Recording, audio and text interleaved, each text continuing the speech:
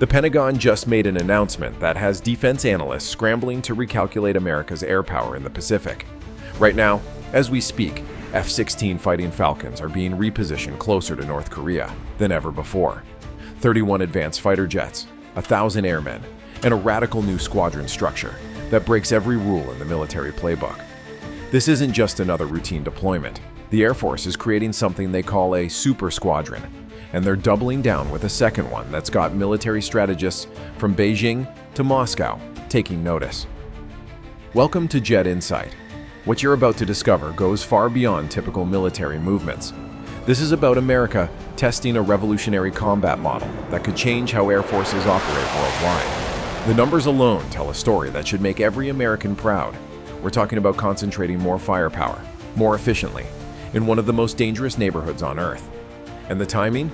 Let's just say it's no coincidence this is happening right now, with tensions in the Pacific reaching levels we haven't seen in decades. If you agree that American air power remains unmatched, type "proud" in the comments.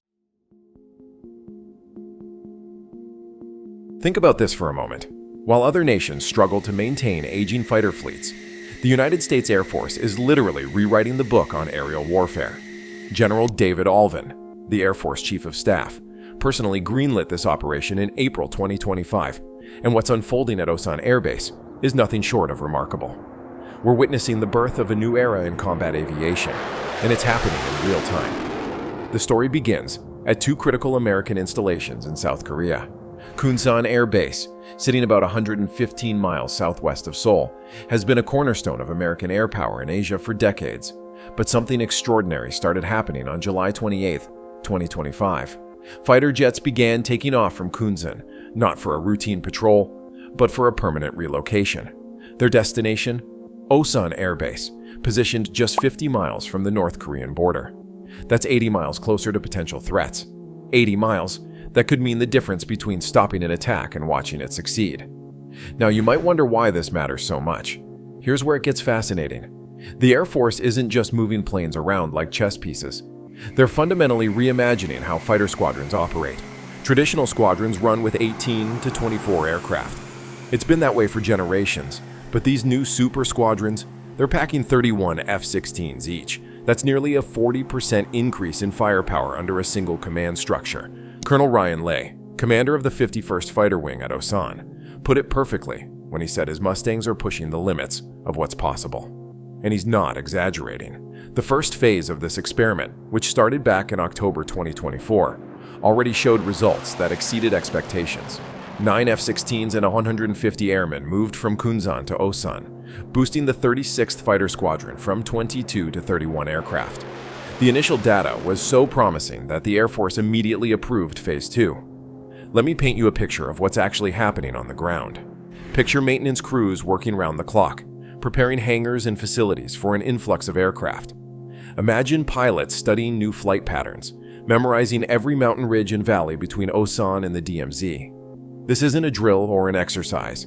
This is America strengthening its shield in one of the world's most volatile regions. The logistics alone are staggering. We're talking about relocating approximately 1,000 airmen and their families. That's 1,000 of America's finest, trained to perfection, ready to defend freedom at a moment's notice. Each of these airmen represents years of training, expertise that can't be replicated overnight. They're not just moving equipment, they're transplanting an entire ecosystem of combat capability. Captain Bryce Hughes, a maintenance officer at Osan, revealed something crucial about this operation. This isn't just about having more planes in one place. It's what he calls a force optimization test, military speak for finding out if bigger truly is better when it comes to generating combat power. Can a larger squadron launch more sorties? Can it maintain aircraft more efficiently? Can it respond to threats faster? These aren't theoretical questions anymore. The Air Force is finding out in real time, in one of the most strategically important locations on Earth. What makes this even more significant is the timing. While the Super Squadron experiment unfolds, another major shift is happening simultaneously. F-16s from Misawa Air Base in Japan are also arriving at Osan, but for a different reason. Misawa is making room for the F-35 Lightning II, America's fifth-generation stealth fighter. So while we're optimizing our F-16 force in Korea, we're also introducing cutting-edge stealth technology to Japan. It's a 1-2 punch that significantly enhances American air superiority across the entire Pacific theater. The F-16 Fighting Falcon itself deserves recognition here. This aircraft has been the backbone of American air power for over 4 decades. With over 4,600 built since 1976, it remains the world's most common military aircraft, with 2,084 still operational globally as of 2025. These aren't museum pieces. They're constantly upgraded, modernized fighting machines. The F-16s moving to Osan have received the latest avionics upgrades, new radar systems, and enhanced electronic warfare capabilities. They're old dogs with new tricks, and those tricks are impressive. Lieutenant General David Iverson, commander of the 7th Air Force, made a statement that should resonate with every American who values strength and preparedness. He said this Super Squadron effort demonstrates our steadfast focus on readiness and combat capability. Those aren't just words, they're backed by action. While other nations talk about military modernization, America is doing it, testing it, and perfecting it in real-world conditions. The strategic implications are enormous. Osan Air Base sits in Pyeongtaek, roughly 40 miles south of Seoul. From there, F-16s can reach any target in North Korea within minutes. But this isn't about aggression, it's about deterrence. Every potential adversary in the region now has to recalculate their plans, knowing that America has concentrated this much firepower so close to potential flashpoints. Here's something that really drives home the scale of this operation. The second Super Squadron alone involves 31 F-16s. Each of these aircraft can carry up to 17,000 pounds of ordnance. Do the math. That's over 500,000 pounds of potential firepower in just one squadron. Add in the first Super Squadron, plus the regular F-16s already at Osan, and you're looking at an aerial armada capable of delivering devastating precision strikes at a moment's notice. The human element of this story is equally impressive. These aren't just numbers on a spreadsheet. These are American airmen, the best trained pilots and support crews in the world. Each pilot undergoes 9 months of basic F-16 training at Holloman Air Force Base before even arriving at an operational unit. Then comes combat readiness training, specialized mission training, and constant exercises to maintain peak performance. When you see an F-16 thundering across the Korean sky, remember, there's an American pilot inside with thousands of hours of training, ready to defend freedom. The maintenance teams deserve special recognition too. For every hour an F-16 spends in the air, it requires multiple hours of maintenance on the ground. These crews work in all weather conditions, often through the night, ensuring every aircraft is mission ready. The Super Squadron concept isn't just testing pilots. It's testing whether consolidated maintenance operations can be more efficient. Early reports suggest they can, with shared resources and expertise leading to faster turnaround times and higher mission capability rates. Now, for those of you who've served or have family in the military, you understand what this kind of operation means for the families involved. Moving 1,000 airmen means relocating hundreds of families, disrupting schools, careers, and communities. But that's the sacrifice our military families make every day. They're the unsung heroes of operations like this, providing the stable home front that allows our warriors to focus on their mission. Speaking of our military community, if you're a veteran, active duty, or just someone who appreciates our armed forces, you're part of something special. There's a brotherhood and sisterhood among those who understand what it means to serve, to stand watch, to be ready when the nation calls. Your support, your understanding, your pride in what America's military accomplishes, that matters more than you know. The broader context here involves the entire reshaping of American military posture in the Indo-Pacific. While the Super Squadrons form up in Korea, similar innovations are happening across the region. The Air Force is retiring older aircraft like the A-10 Thunderbolt from Korea, while bringing in more versatile platforms. It's not just about having forces in place, it's about having the right forces, organized in the most effective way, ready for whatever challenges emerge. Intelligence reports suggest that both China and Russia are closely monitoring these developments. And they should be. The Super Squadron concept, if successful, could be replicated at American bases worldwide. Imagine Super Squadrons in Europe, the Middle East, or defending American airspace. The lessons learned at Osan could revolutionize how the Air Force operates globally for decades to come. The technology these F-16s carry is worth discussing too. Modern F-16s are equipped with the APG-83 Scalable Agile Beam Radar, providing capabilities that would have seemed like science fiction when the aircraft first flew.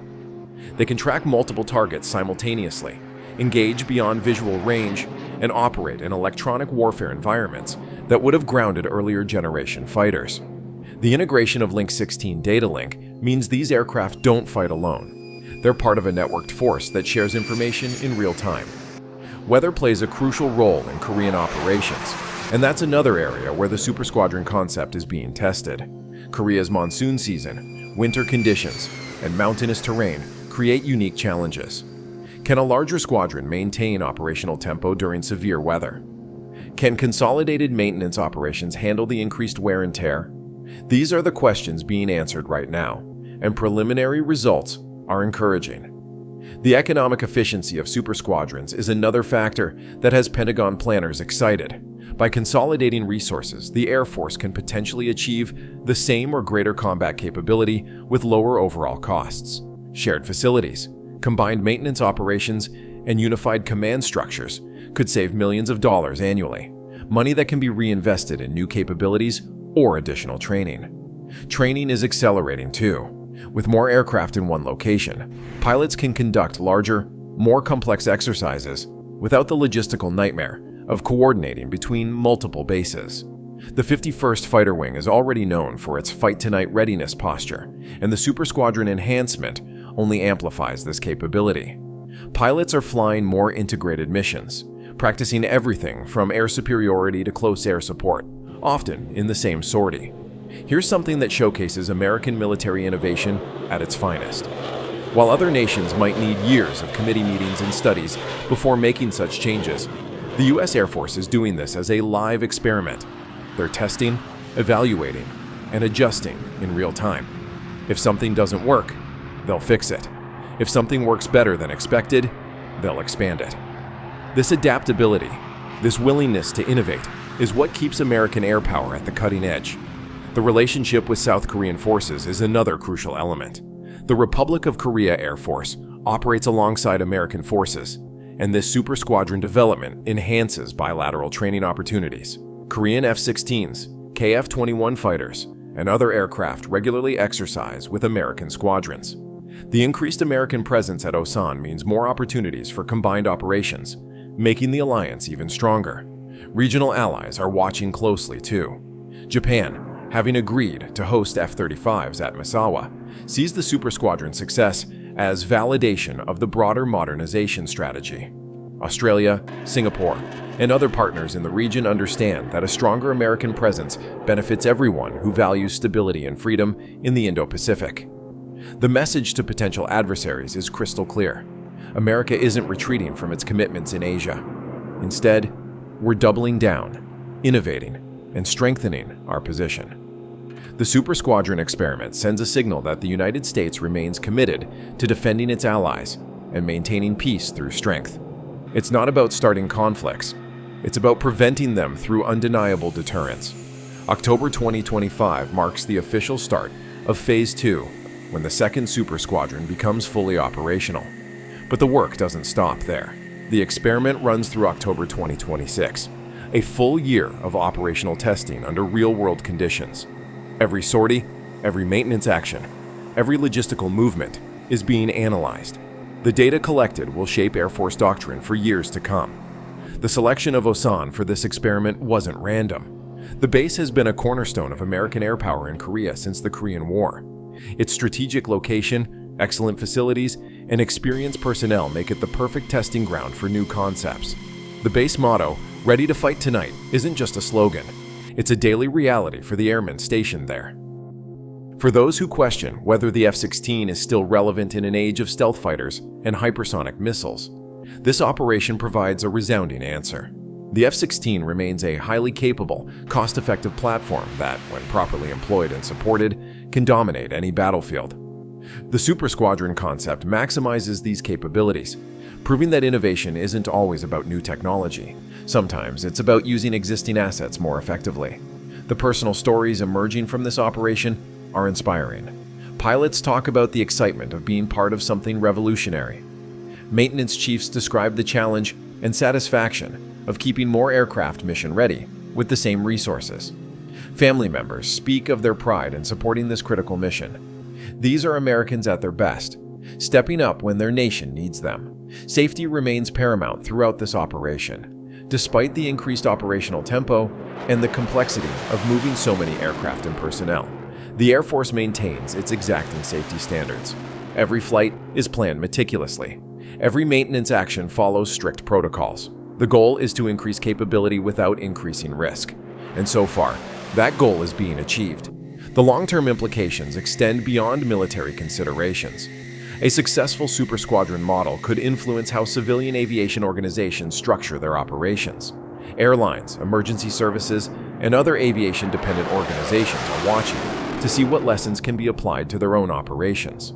Military innovation often leads to civilian advancement, and this could be another example of that phenomenon.